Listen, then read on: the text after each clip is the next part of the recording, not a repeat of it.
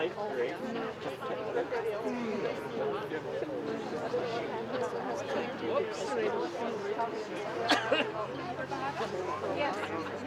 You know, if I've never done anything like this before, I've done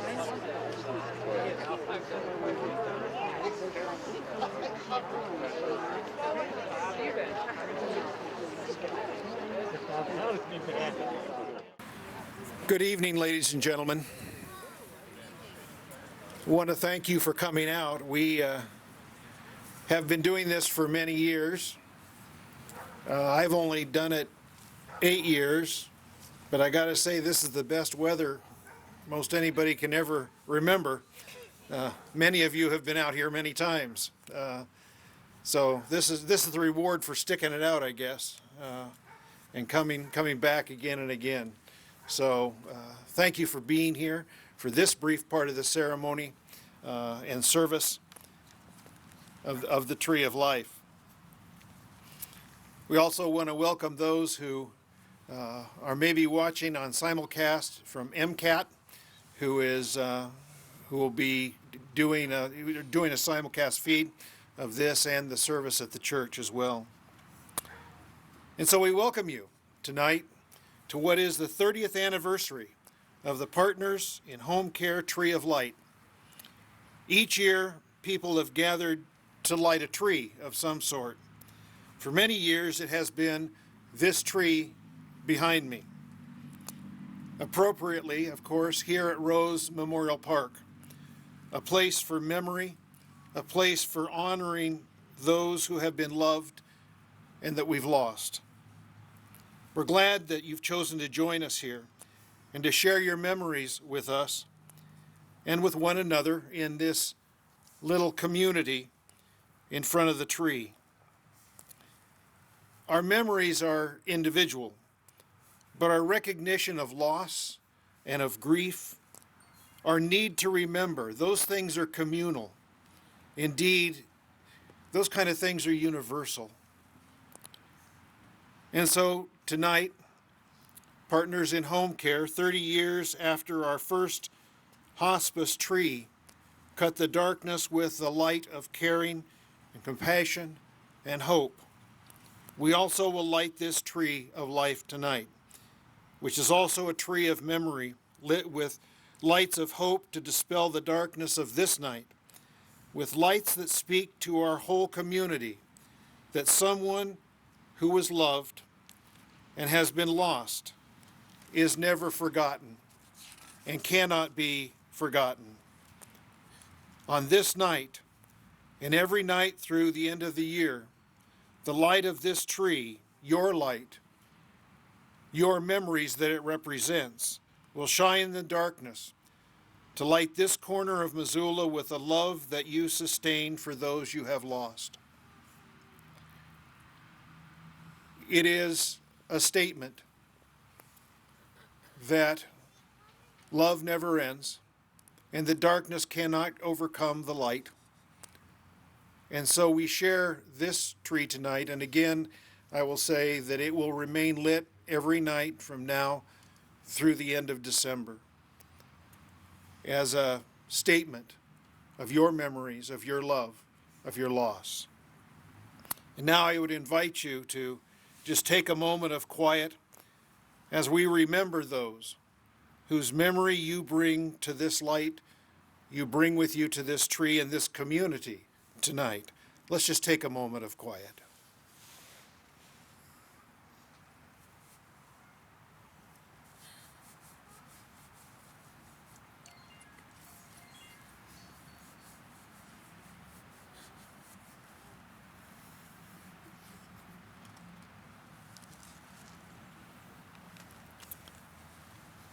The 30th anniversary Partners in Home Care Hospice Tree of Light.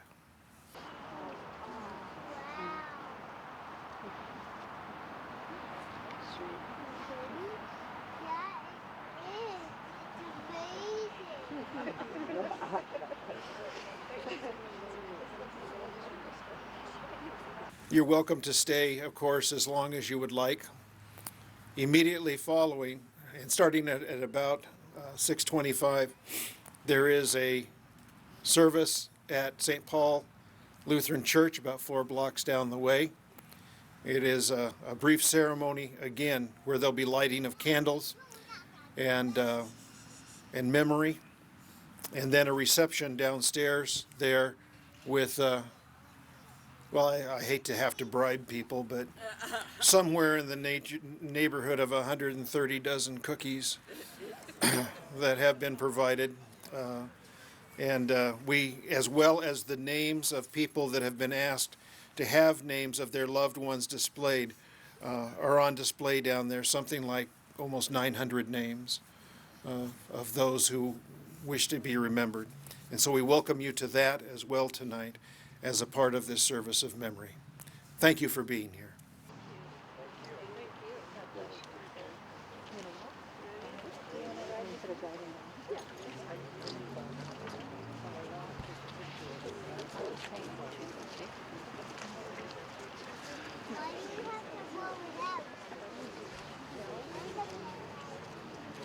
You can blow it out now. No, you have to blow in the cup. In the cup. That's it, Mara. No, go. Yeah, now blow. There you go.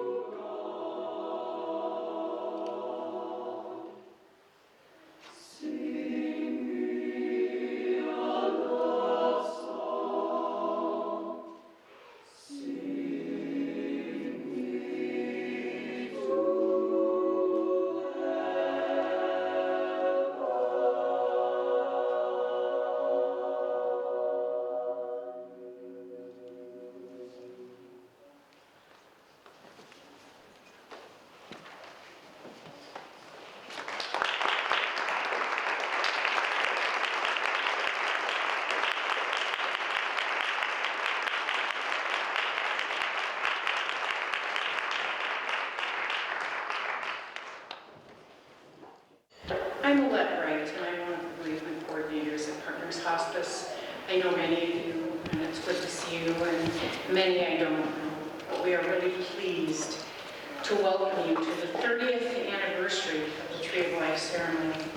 It's hard for all of us to believe we've been doing this for 30 years. Well, I haven't personally, but it's been happening for 30 years. This is a most loved tradition in our community, and certainly for those of us at Partners. For some of you, it's been our privilege to take care of some of your loved ones. Many of you we know from visits or phone calls. Many of you we don't. Some of the members of our Partners staff are here also, and so if you know some of those folks and want to talk to them, please feel free to do that. There's still time to submit a name if you would like to, and have it be displayed downstairs. And Maria and Amanda at the back table back there will help you with that. So if there's someone you've forgotten or you've decided that you want to add, please feel free to do that, and they will be on the banners downstairs. We're deeply grateful to the St. Paul Church community. Every year they welcome us in this beautiful space. They allow us free rein to just be here and create this comfortable and welcoming environment. And so thanks to them. We want to thank Janice Manier, who is our harpist, and she also plays for many of our patients and families. She's going to be playing downstairs for a bit during the reception as well. And we are so grateful for our community that supports this event. I want to mention our sponsors and the organizations and individuals who supported us. Providence Medical Center, Providence St. Pat's, has always been there for us, as well as Community Medical Center. The Alice Lee Young Foundation supports many of our programs. Tamarack Grief Resources is one of our sponsors. Hospice Care Foundation as well. Western Montana Clinic, Garden City Funeral Home, and our media sponsors, KPAX and Cherry Creek Media. Kara's Nursery and Landscape, they let us use their beautiful poinsettias and plants that you'll see downstairs. Missoula Parks and Rec, advanced litho printing, electronic sound and percussion, but most especially our amazing crew of volunteers. Many of our volunteers are here tonight. They're here to help you with whatever you might need. They serve our organization and our families in ways that are just unimaginable. And we are very, very fortunate to have them. The staff who are attending have a name tag on that says staff. The volunteers who are attending have a name tag on that says, did I get that backwards? No. Volunteers have the volunteer name tag. You never know.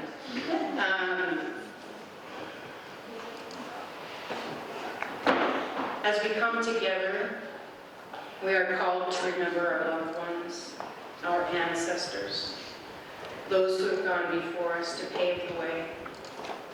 We are here to remember them within the warm circle of our community.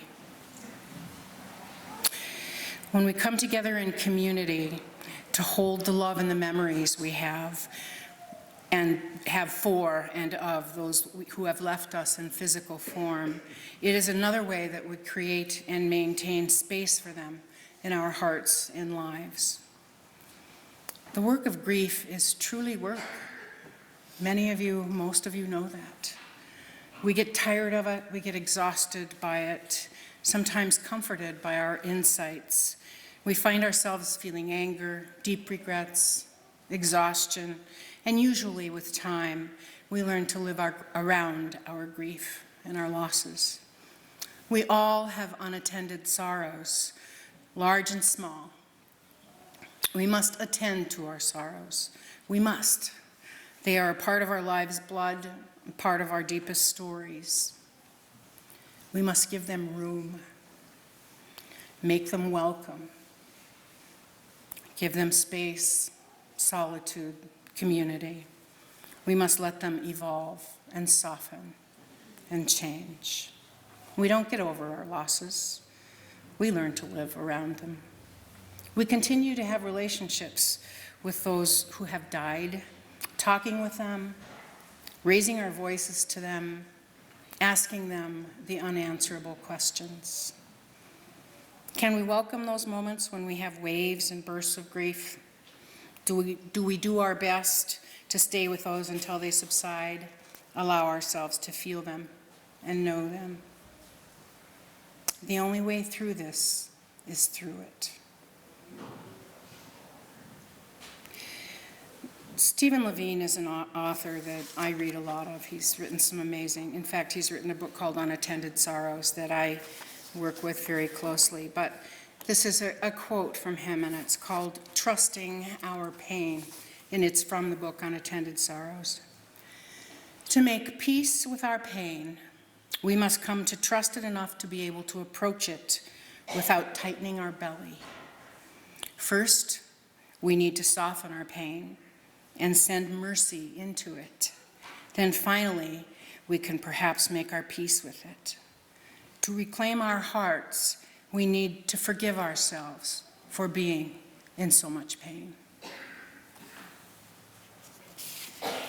And as a way to close, I want to give you the last verse of a wonderful poem that was written by Maya Angelou, and it's called When Great Trees Fall. And when great souls die, after a period, peace blooms, slowly and always irregularly.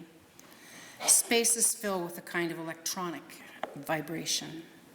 Our senses, restored, never to be the same, whisper to us.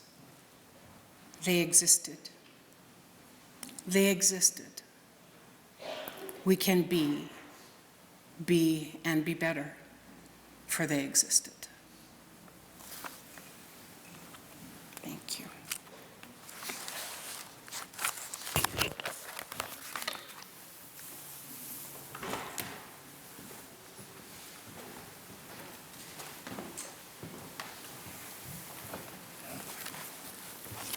It has been amazing not only to witness what this night has meant to so many for so long, but to watch it grow to the point that it is on this 30th anniversary. And so thank you for being here, so many of you for being out at the tree as it was lit. We're approaching that time of the year when we're going to experience the longest night of the year. Sometimes darkness frightens us. Sometimes darkness suits us. But as every adult knows, and as every parent has no doubt reassured a child, the light never fails to come back into our lives after there has been darkness. And while the darkness may seem appropriate for our remembrances and for our grief on nights such as this one, we must also remember to welcome and to celebrate life where it is found. Because of human nature and the ways of life, because of our experience, including our experience of grief, life is made up of a duality of darkness and light, sorrow and joy, grief, the grief of loss, as well as the hope of renewal. This is the nature of grief, that it brings both darkness and light with it. Neither exists totally without the other. Sometimes our grief seems most like darkness, dressing our life and our mood with dark sadness that weighs heavily on our hearts. Those are the days or times that seem most suited to the long, dark nights of winter. And sometimes we're comfortable there, in that darkness of our grief, wrapping it around us like a cloak set against the cold realities that are hard to face. But our times of mourning are not all about darkness and solitude and sadness. Nothing in creation, including grief, can be total darkness forever. There is always some light, either pinpointing the night sky or just waiting over the horizon of our emotional nighttime to break into at least a sliver of dawn. In fact, there needs to be some darkness in order to recognize the light and our need for the light. I mean, how many times do we love to go camping or go out into the woods? It's so great to not have to drive that far around here to get away from city lights, to get out into the dark where you can see the pinpoints of stars so amazingly. You need to have the dark in order to be able to see the light sometimes. But not all of life can be constant darkness, even when we're in grief. Neither can life ever be totally light. And happiness, especially in times of grief. No one can expect that of us, that when we're in grief, that we're just going to be always cheerful and light, like life just goes on and never changes. No one expects that of us when we are mourning. Muriel was a parishioner of a church I was a pastor of in a small farming town in South Idaho. And she was an amazing, happy woman, just full of tremendous faith. Everybody just looked up to Muriel and she, for many, many years, took care of her husband, who had become blind and very frail, could do nothing for himself in the last years. And he died, and we had his service. And it was probably 3 or 4 months after his service that she came to my office. And she came to me with tears, and she said, "Dan, I don't know what's wrong with me. I think I've lost all of my faith."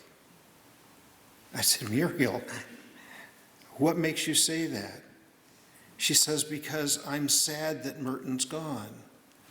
And my Christian faith is so strong, and I believe that he's not suffering anymore, and that he's where he wants to be, and that he's in a better place. I should be happy.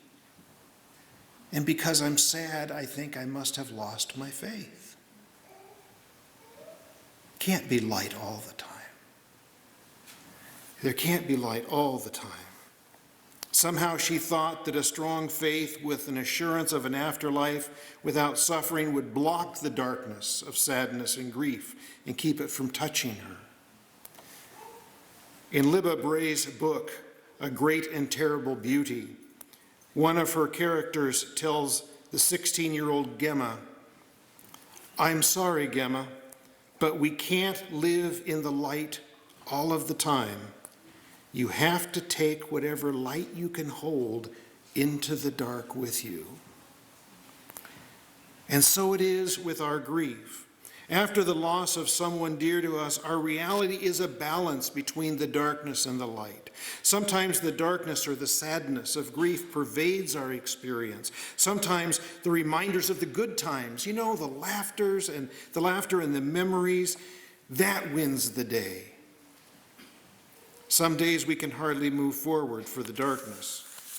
Other days call us to move forward in a life of light, even if it's just to complete mundane things that we have to do. The key, I think, is not to idolize nor fear either the darkness or the light when we're grieving. Know that the reality of the grieving process moves us back and forth between the two, calling us to embrace them both as a part of what it means to love, and then to fit the loss of the loved person into our lives in new and helpful ways. Grief is light and dark. It's sadness and it's happiness. It's joy and sorrow. It's laughter and it's tears. And tonight we come in the midst of this night of winter. Maybe we come in the midst of your winter of grief to offer just a little bit of light, even in a symbolic way. A tree full of white lights down at Rose Memorial Park. And in just a bit, the light of a single candle that you hold, that will be multiplied by all who are here in this community to offer a glow of warmth and hope and life in the darkness. We gather in darkness. We gather with confidence in the reality of the light. We gather because of our grief. We hug one another to bring light out into the open. We move back and forth, light and darkness, grief and joy. It's all a part of the experience.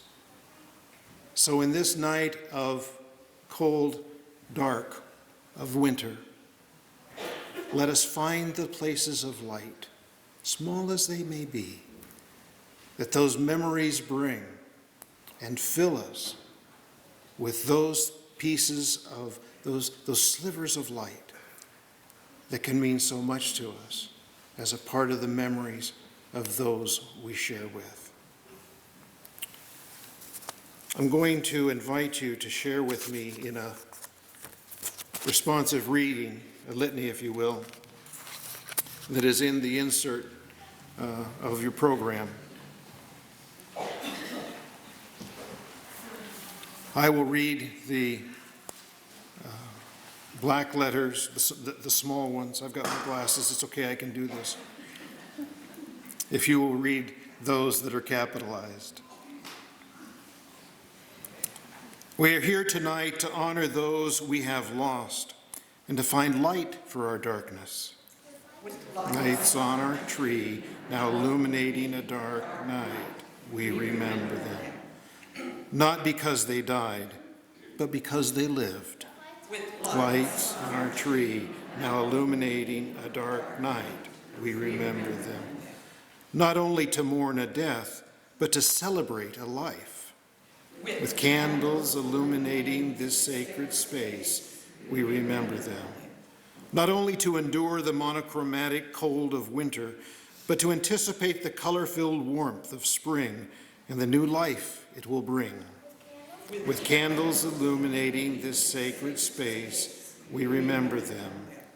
May the lights we light on this night proclaim to our community that people we love have lived, have died, but will never be forgotten. With the lights on our tree, with the flames of love we share, we remember them. May the lights we light tonight represent hope. We're going to pass down the center aisle from the front and the back with candles, and we'll light the candles of those on the outside. And if you would then carefully share your light down the row. If there are children who have candles, that's fine. We just ask that they have the proverbial adult supervision. And just be careful with it. We're going to dim lights.